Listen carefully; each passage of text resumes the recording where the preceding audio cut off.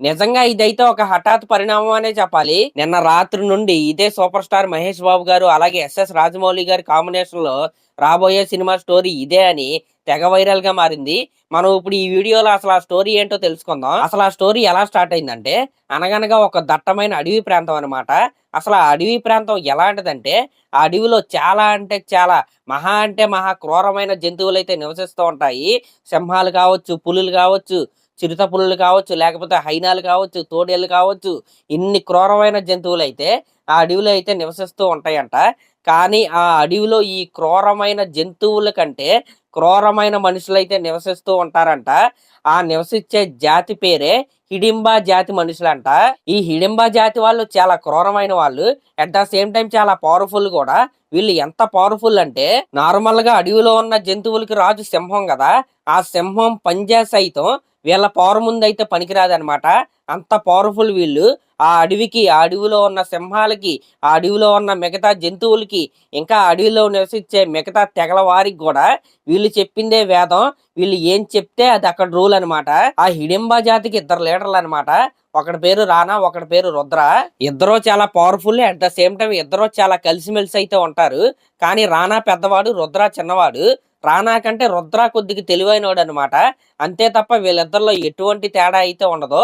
చాలా అంటే చాలా పవర్ఫుల్ మనుషులు వీళ్ళు. ఇక్కడ రానాకి ఇద్దరు పిల్లలు, అలాగే రుద్రాకి కూడా ఇద్దరు పిల్లలు అనమాట. ఆ పిల్లలు కూడా చాలా కలిసిమెలిసి అయితే ఆడుకుంటూ అయితే ఉంటారు. పెద్దవాడైన రానాకి ఇద్దరు మగ పిల్లలు, ఒకటి పేరు విష్ణు, ఒకటి పేరు భార్గవ్. చిన్నవాడైన రుద్రాకి ఒక మగపిల్లాడు, ఒక ఆడపిల్ల అనమాట. ఆడపిల్ల పేరేమో చాందిని, మగపిల్లోడి పేరేమో శివ. ఆ శివ క్యారెక్టరే మన మహేష్ బాబు గారు ప్లే చేసేది. అంతకుముందు విష్ణు భార్గవ్ అన్నాను కదా, విష్ణు క్యారెక్టర్ ప్లే చేసేదే మన పృథ్వీరాజ్ సుకుమారన్ గారు అనమాట. ఈ విష్ణుకి శివకి తెలియకుండా ఒక చిన్న క్లాష్ అయితే ఉండేది. ఆ క్లాష్ ఎవరి వల్ల అంటే, వీళ్ళిద్దరికి కామన్ ఫ్రెండ్ అయిన చంద్రముఖి వలన. చంద్రముఖి అంటే మన ప్రియాంక చోప్రా ప్లే చేసే క్యారెక్టర్ అనమాట. ఈ చంద్రముఖి ఏం చేస్తా ఉండేదంటే, శివాతో కొద్దిగా బాగా ఆడుకుంటూ ఉండేది. అది చూసిన విష్ణుకి అయితే అది నచ్చేది కాదు. అంటే మన పృథ్వీరాజ్ గారికి లోపల లోపల మన మహేష్ బాబు గారి క్యారెక్టర్ అయిన శివ పైన కొద్దిగా కుళ్ళిపోతూ కొద్దిగా ఈర్ష్ట అయితే ఉండేవాడు విష్ణు. ఈ విధంగా ఈ అన్నదమ్ములు ఇద్దరు కలిసి ఈ అడవిని అయితే ఏకచక్రాధిపత్యంగా పాలిస్తూ అయితే ఉన్నారు. ఇక్కడ వరకు అంతా హ్యాపీగానే ఉంది. ఇక్కడ ఏం జరిగిద్దంటే, కొంతమంది ఫారినర్స్ ఈ అడవిలో ఒక రకమైన ఒక స్పెషల్ మినరల్ అయితే ఉందని దాని గురించి రీసెర్చ్ చేయడానికి అయితే ఈ అడవికి అయితే వస్తారు. వాళ్ళు ఎవరికి చెప్పకుండా అడవిలో పనులన్నీ మొదలు పెట్టుకుని వాళ్ళకి ఇష్టం వచ్చినట్టు అయితే చేస్తా ఉంటారు. ఆ పనులన్నిటినీ కూడా మన శివ అయితే చూసి వాళ్ళ మీదకి రాళ్ళు పట్టుకుని అయితే ఇసురుతాడు. దెబ్బకి వాళ్ళైతే వాళ్ళ కోపం వచ్చి శవాన్ని కొట్టడానికి అయితే వాళ్ళ శవ వెనకాల పరిగెత్తుకుంటూ అయితే వస్తారు. అయితే అప్పటికే తన తండ్రి దగ్గర అలాగే తన పెదనాన్న దగ్గర అన్ని విద్యలు నేర్చుకున్న శవ ఆ చెట్లని, ఆ రాళ్ళని దాటుకుంటూ వాళ్ళని తెలివిగా ఏం చేస్తాడంటే, వాళ్ళు ఉంటున్న ఇంటి దగ్గర వరకు అయితే వాళ్ళని అలా పరిగెత్తించుకుంటూ అయితే వాళ్ళ నాన్న వాళ్ళ పెదనాన్న ముందు అయితే నిలబెడతాడు. అప్పుడు ఆ ఫారినర్స్ ని రానా చంపేద్దాం అంటాడు. కానీ తన తమ్ముడు రుద్ర వచ్చి చంపడం దేనికి, ఆడపిల్లలు కూడా ఉన్నారని వదిలేయమంటాడు. అప్పుడైతే వాళ్ళనైతే వదిలేస్తారు, ఇంకెప్పుడు కనపడొద్దని అయితే చెప్తారు. అలా వెళ్తా వెళ్తా వారిలో ఒకడు ఏమంటాడంటే, రుద్రానే లీడరా ఈ గుంపుకి అన్నట్టుగా అయితే మాట్లాడైతే వెళ్ళిపోతాడు. ఆ మాట విన్నప్పటి నుంచి రానా మెదల్లో ఇదైతే మెదులుతానే ఉంటది. దాని తర్వాత ఒక రోజు అనుకోకుండా రానాకి రుద్రాకి ఒక చిన్న ఫైట్ లాంటిది అయితే జరిగిద్ది. దాంట్లో రానాని రుద్ర తన తెలివితో అయితే, బలంతో కాకుండా తన తెలివితో అయితే ఓడిస్తాడు. అప్పుడు రానా దాన్ని అవమానంగా అయితే ఫీల్ అయ్యి రుద్ర మీద గ్రడ్జ్ పెంచుకోవడం అయితే స్టార్ట్ చేస్తాడు. అలా కొన్ని రోజులు అయితే సాగిద్ది. ఇందాడ ఫారినర్స్ అయితే వెళ్ళిపోమని చెప్పారు అనుకున్నాం కదా, వాళ్ళైతే వెళ్ళరనమాట. ఒక రోజు రానా ఒక్కడే అడవిలోకి వెళ్తే ఈ ఫారినర్స్ అప్పటికే అడవిలోకి చాలా మంది అయితే వచ్చేస్తారనమాట వీళ్ళకి తెలియకుండా. రానానైతే బంధించి డీల్ అయితే మాట్లాడుకుంటారు. నువ్వు మాకు ఈ అడవి నువ్వు, మేము మీ తమ్ముడిని అతని ఫ్యామిలీని మొత్తాన్ని చంపేసి ఈ అడవికి నిన్నొక్కడనే రాజుగా ప్రకటిస్తాము. దాని తర్వాత నీ పని నీది, మా పని నాది అని వీళ్ళిద్దరు అయితే డీల్ అయితే కుదుర్చుకుంటారు. ఒక రోజు ఏం జరిగిందంటే, రుద్ర కూతురు చాందిని బర్త్డే అనమాట.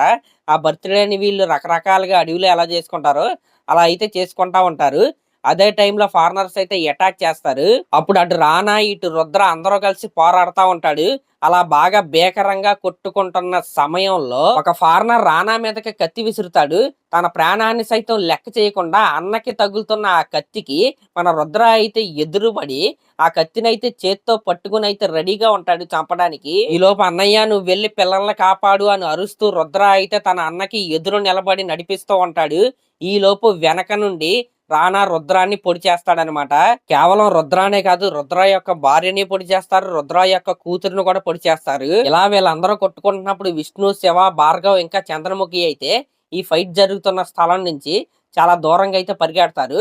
అక్కడ మధ్యలో ఏం జరిగిద్దంటే, మనం ఆల్రెడీ ఇందాకైతే మాట్లాడుకున్నాం కదా, విష్ణుకి అలాగే శివకైతే ఈ చంద్రముఖి వలన చిన్న క్లాష్ అయితే ఉందని. అక్కడ విష్ణు, భార్గవ్ అయితే కలిసి కుట్ర పన్ని శివానైతే కొట్టి చంద్రముఖిని అయితే లాక్కుని వచ్చేస్తారు. ఈ విధంగా రానా చేతిలో రుద్ర బలవుతాడు. విష్ణు చేతిలో శివ చాలా రక్తం మడుగులతో అయితే దెబ్బలు తగిలైతే ఒక చోట అయితే పడుంటాడు. ఈ విధంగా రుద్రాన్ని చంపి అడవికి అయితే రాజు అవుతాడు రానా. దాని తర్వాత కొన్ని రోజుల తర్వాత అక్కడ వర్క్ చేస్తున్న ఫారినర్స్ ను కూడా చంపించేసి అక్కడ ఉన్న మినరల్ ని ఈయనే అమ్ముకుంటాం స్టార్ట్ చేస్తాడు. మరి శివ పరిస్థితి ఏంటంటే, ఫస్ట్ టైం ఫారినర్స్ దొరికిపోయినప్పుడు రుద్ర కొంతమందిని అయితే చంపొద్దని అయితే ఆపుతాడు కదా. దాంట్లో ఒక మహిళ శివానైతే రక్తం మడుగులతో అయితే చూసి ఎవరికి తెలియకుండా ఫారిన్ కంట్రీ అయితే వెళ్ళిపోద్ది. ఇలా రుద్ర కుటుంబం అంతమైపోయి ఇక్కడ రాక్షస పాలన అయితే స్టార్ట్ అయింది. అయితే ఇక్కడ చాలా తెగలకి వీళ్ళే రాజులు కదా. ఇక్కడ కొంతమంది అయితే రానా యొక్క ఆధిపత్యాన్ని అయితే ఒప్పుకోరు. నాకు రుద్రానే అసలైన రాజని రానా ఆధిపత్యాన్ని అయితే వాళ్ళైతే ఒప్పుకోరు. ఆ ఆధిపత్యం ఒప్పుకోని వాళ్ళని వరుస పెట్టి అందరినీ చంపకుండా ఇంట్లో నుంచి రోజుకొకరినైతే బయటికి తెచ్చి అందరి ముందు నరికి వీళ్ళైతే పండగ చేసుకుంటా అయితే ఉంటారు. ఇంకా రానా అలాగే అతడి కొడుకులైన విష్ణు, భార్గవ్ యొక్క రాక్షస పాలన అయితే అక్కడి నుంచి అలా స్టార్ట్ అయ్యి అలా ఒక 25 సంవత్సరాలు అయితే గడుస్తుంది. ఇక్కడ వరకు అసలు ఏం జరిగింది ఏంటి అనే స్టోరీ అనమాట. ఇక్కడ నుంచి ప్రజెంట్ స్టోరీ అయితే జరిగిద్ది. ఇప్పుడు శివానేమో ఫారినర్ అమ్మాయి దగ్గర అయితే పెరుగుతాడు.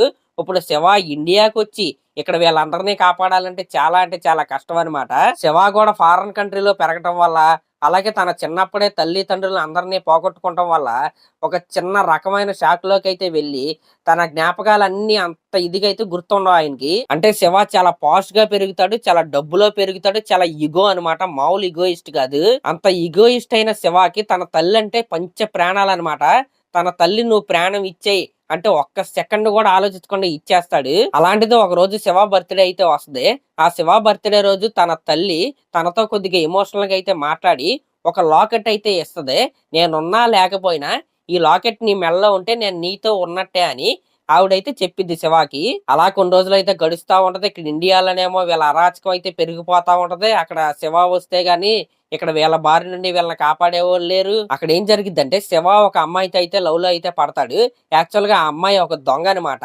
అసలు శివతో ఆవిడ ఎందుకు ఫ్రెండ్షిప్ చేస్తుంటే, శివాకి వాళ్ళ అమ్మగారు ఒక లాకెట్ అయితే ఇచ్చారు కదా, ఆ లాకెట్ ని దొంగలిచ్చడానికి ఆవిడైతే శివాని మోసం చేసి ప్రేమిస్తున్నట్టయితే నటిస్తూ అయితే ఉంటది. ఒక రోజు పథకం ప్రకారమే చాలా ఎమోషనల్ గా శివాని అయితే ఫూల్ చేసి ఆ లాకెట్ ని అయితే కొట్టేసి ఇండియా అయితే వచ్చేస్తుంది. మామూలుగానే శివ చాలా ఈగోయిస్ట్ అనమాట.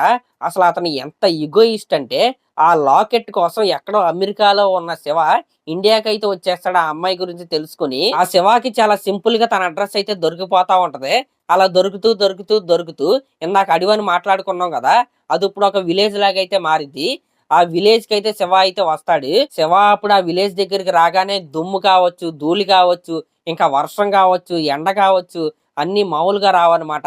ఏదో వెల్కమ్ చెప్తున్న తీరులో అయితే క్లైమేట్ అయితే మారిపోద్ది. అప్పుడే అక్కడికి రానా కొడుకు భార్గవ్ అయితే వచ్చి కొంతమందిని అయితే కొడతా ఉంటాడు, చిత కొట్టేస్తా ఉంటాడు. ఇందాక చెప్పుకున్నాం కదా, రోజుకు ఒక ఇంటి దగ్గర నుంచి అయితే ఒకరినైతే తీసుకొచ్చి చంపేస్తా ఉంటారని. అలా శివ కళ్ళ ముందే ఒక వ్యక్తిని అయితే చంపేస్తారనమాట. అప్పుడు శివ చాలా ఫాస్ట్ గా భార్గవ్ దగ్గరికి అయితే వెళ్ళి ఆ చంపిన వాడి గురించి కానీ లేకపోతే దేని గురించి ఏ మాత్రం పట్టించుకోకుండా ఈ అమ్మాయి ఎక్కడుందని ఆ ఫోటో అయితే చూపిస్తాడు. అప్పుడు అనుకోకుండా అక్కడికి ఆ అమ్మాయి అయితే వస్తుంది. అసలు ఈ ఫోటోలో ఉన్న అమ్మాయి గురించి నీకెందుకురా అని భార్గవ్ అయితే చాలా సీరియస్ గా అయితే శివానైతే కాలర్ పట్టుకుని అయితే అడుగుతా ఉంటాడు. భార్గవ్ అంత సీరియస్ గా ఎందుకు అడుగుతున్నాడంటే, విష్ణు ప్రేమించాడు కదా చిన్నప్పుడు చంద్రముఖి అనే వ్యక్తి, ఆ చంద్రముఖియే ఈ ప్రియాంక చోప్రా అనమాట. ఆ ప్రియాంక చోప్రానే శివాని మోసం చేసి ఇండియాకి అయితే తెప్పిస్తుంది. ఇక్కడ మీకు ఒక డౌట్ అయితే రావచ్చు, చంద్రముఖికి అసలు శివ డీటెయిల్స్ ఎలా తెలిసినాయి అని. శివ వాళ్ళ అమ్మ ఉంది కదా ఫారినర్ ఆవిడ, ఈ శివాని పెంచుకున్న ఆవిడైతే చంద్రముఖిని ఇలా కాంటాక్ట్ అయ్యి శివ మెడలో ప్లాన్ ప్రకారమే ఆ దండ అయితే వేసి శివాని ఇండియాకి వెళ్లేలాగైతే చేస్తుంది. ఇదంతా శివాకి తెలియదు కాబట్టి చంద్రముఖిని చూడంగానే దానిపైకి అయితే కొట్టడానికి అయితే వెళ్తాడు. శివ ఆ లాకెట్ ని ఎలాగైనా తీసుకుని అమెరికా వెళ్ళిపోదామనే ఇదిలో అయితే ఉంటాడు. ఈ లోపు భార్గవ్ ఏం చేస్తాడంటే, తన మనుషులతో శివాని అయితే పిచ్చ పిచ్చగా అయితే కొట్టించేస్తాడు. అలా కొట్టించి భార్గవ్ అయితే వెళ్ళిపోతాడు. దాని తర్వాత శివాని చంద్రముఖి తాను ఉండే ఇంటి దగ్గరికి అయితే తీసుకెళ్లిద్ది. అప్పుడు శివాకి మెలకు రాగానే తన దండ ఉంది కదా, తన దండ అయితే తన మెడలో అయితే ఉంటది. అసలు ఇదంతా మీరు ఎందుకు చేశారు ఏంటి, అసలు మీరందరూ ఎవరు అని ఆ శివ అయితే అడుగుతా ఉంటాడు. కానీ కదలలేని పరిస్థితిలో ఉంటాడు. శివ కూడా ఎక్కడికి వెళ్ళలేని పరిస్థితిలో అయితే ఉంటాడు. కానీ అక్కడ ఫుడ్ అయితే నేనైతే తిననని అలా మానేసి అయితే కూర్చుంటాడు. అప్పుడు ఒక చిన్న పాప శివ దగ్గరికి వచ్చి తన దగ్గర ఉన్న ఒక బన్న అయితే ఉంటది. ఆ బన్ననైతే శివాకైతే అయ్యో కొద్దిగా మాటలు అయితే చెప్పి తినిపిస్తుంది. శివ అనుకోకుండా ఆ పాపకైతే కనెక్ట్ అయ్యి ఆ ఫుడ్ అయితే తినేస్తాడు. ఎందుకంటే చిన్నప్పుడు చంద్రముఖి కూడా తనకు అలాగే తన దగ్గర ఉన్న ఫుడ్ ఏదైతే ఉందో అదైతే శివతో అయితే పంచుకునేది. ఆ విషయాలు అయితే శివాకైతే గుర్తొచ్చి ఈ ఫుడ్ అయితే తింటాడు. అలా కొన్ని రోజులు గడుస్తా ఉంటది. భార్గవ్ ఏం చేస్తాడంటే ఒక రోజు చంద్రముఖి ఇంటి దగ్గరికి శివ ఎక్కడైతే ఉంటాడో అక్కడికైతే వచ్చి వాళ్ళందరినీ చితక్కొట్టేస్తా అయితే ఉంటాడు. ఎందుకంటే వాళ్ళు ఏదో పని చెప్తే వీళ్ళు ఏదో ఎదురు చెప్తారనమాట. ఆ ఎదురు చెప్పిన వాళ్ళు ఎవరంటే ఇందాక పాప ఉంది కదా వాళ్ళ అమ్మా నాన్న. ఆ తర్వాత ఆ పాప అయితే శివ దగ్గరికి వచ్చి తమ అమ్మా నాన్నలను అయితే కాపాడాలని శివానైతే అడిగిద్ది. కానీ శివ ఏ మాత్రం చలనం లేకుండా అక్కడే కూర్చుని అయితే ఉంటాడు. ఈ లోపు ఎవరో సహాయం చేయడానికి రావట్లేదని ఆ పాపే తన అమ్మా నాన్నలను కాపాడుకోవడానికి అయితే వెళ్ళిద్ది. అప్పుడు ఆ పాపని భార్గవ్ ఒక్కడ బీకుతాడనమాట. ఆ పాప ఎగిరొచ్చి శివ ముందైతే పడిద్ది. ఛత్రపతిలో కాట్రాజు కొడితే సూర్యుడు ఏ విధంగా అయితే మూర్చబోతాడో ఆ పాప కూడా అలాగే మూర్చబోద్ది అనమాట. అప్పుడు శివాకైతే కోపం వచ్చి డైరెక్ట్ గా వెళ్ళి భార్గవ్ని ఒకే ఒక గుద్దు గుద్దుతాడు. ఇక్కడున్న భార్గవ్ వెళ్ళి కిలోమీటర్ అవతల పడతాడనమాట. అప్పుడు భార్గవ్తో మొదలుపెట్టి అక్కడున్న రౌడీలందరినీ చితక్కొట్టి అవతల పడేస్తాడు శివ. ఇంకెవరైనా సరే వీళ్ళని దాటాలంటే నన్ను దాటి రావాలని శివ అయితే డైలాగ్స్ చెప్తూ అప్పుడైతే వర్షం అయితే పడిద్ది. వర్షం పడిద్ది. ఆ వర్షంలోనే పెద్ద పెద్ద ఉరుములు పెద్ద పెద్ద పిడుగులు అయితే పడతా ఉంటాయి. అప్పుడు దాంట్లో నుంచి ఒక ముసలోడు లెగిసి మా నాయకుడు బిడ్డ వచ్చాడు అని అందరూ అరుస్తా ఉంటారు. అప్పుడు అందరూ మోకరిల్లి శివ చుట్టూరు అయితే ఉంటారు. సేమ్ కలేజా ఇంటర్వెల్ సీన్ లో ఎలా అయితే జరిగిద్దో అలా అయితే జరిగిద్ది అనమాట. అలా అక్కడికైతే ఫస్ట్ హాఫ్ అయితే అయింది. ఎక్కడికి ఇంటర్వెల్ అయితే అయింది. ఇంకా సెకండ్ హాఫ్ స్టార్ట్ అవ్వగానే అసలు మీరందరూ ఎవరో ఏంటి అని శివ అయితే అడుగుతాడు. అసలు అప్పుడు చంద్రముఖి అయితే తన ఫ్లాష్ బ్యాక్ కావచ్చు అసలు ఏం జరిగిద్ది అనే దాని గురించి అయితే శివాకి అయితే చెప్పిద్ది. అప్పుడు శివ తన గతం గురించి ఇవన్నీ తెలుసుకుని ఫారెన్ లో ఉన్న తన పెంచిన తల్లికి అయితే ఫోన్ చేసి ఒకసారి కన్ఫర్మేషన్ అయితే తీసుకుంటాడు. దాని తర్వాత ఇది నిజమే అని చెప్పి రానాకి అతడి పెద్ద కొడుకు అయిన విష్ణుకి ప్రతి విషయంలో ఎదురు వెళ్తా ఉంటాడు. వాళ్ళ ఆధిపత్యాన్ని ఒక్కొక్క మెట్టిగా తగ్గించేస్తా ఉంటాడనమాట. అలా మన మహేష్ బాబు గారు అలాగే పృథ్వీరాజ్ గారి మధ్య క్లాష్ అయితే జరుగుతా ఉంటది. చివరికి శివ తన తల్లిదండ్రులకి జరిగిన అన్యాయానికి అలాగే అడవికి జరిగిన అన్యాయానికి పగ ఎలా తీర్చుకున్నాడు అనేది మిగతా సినిమా అనమాట. ఈ స్టోరీ ఏదైతే ఉందో అదైతే తెగ వైరల్ గా మారింది. అసలు ఈ స్టోరీ ఎలా ఉందంటే రాజమౌళి గారు కొన్ని సినిమాలు అయితే మిక్స్ చేసి ఈ స్టోరీ అల్లినట్టు అయితే ఉంది. కానీ ఒకవేళ ఇది స్టోరీ అయినా సరే రాజమౌళి గారు దీన్ని అద్భుతంగా అయితే తీయగలడు అనమాట. దీంట్లో ఎటువంటి డౌట్ అయితే లేదు. కానీ ఇప్పుడు చెప్పిన ఈ స్టోరీలో ఒక జెన్యూన్ ఎమోషన్ అయితే ఉంది. ఖచ్చితంగా మహేష్ బాబు గారు ఇలాంటి జోనర్ లో ఏ స్టోరీ అయితే తీయలేదనమాట. ఖచ్చితంగా ఇది స్టోరీ అవ్వదు. ఒకవేళ అయినా సరే రాజమౌళి గారు అయితే ప్యాకాట్ ఆడేస్తాడు ఎమోషన్స్ తో. మరి దీనిపై మీరేమనుకుంటున్నారో కామెంట్ చేయండి. అలాగే నా ఛానల్ కనుక మీరు ఫస్ట్ టైం చూస్తున్నట్టయితే ఖచ్చితంగా సబ్స్క్రైబ్ చేసుకోండి. Thank you.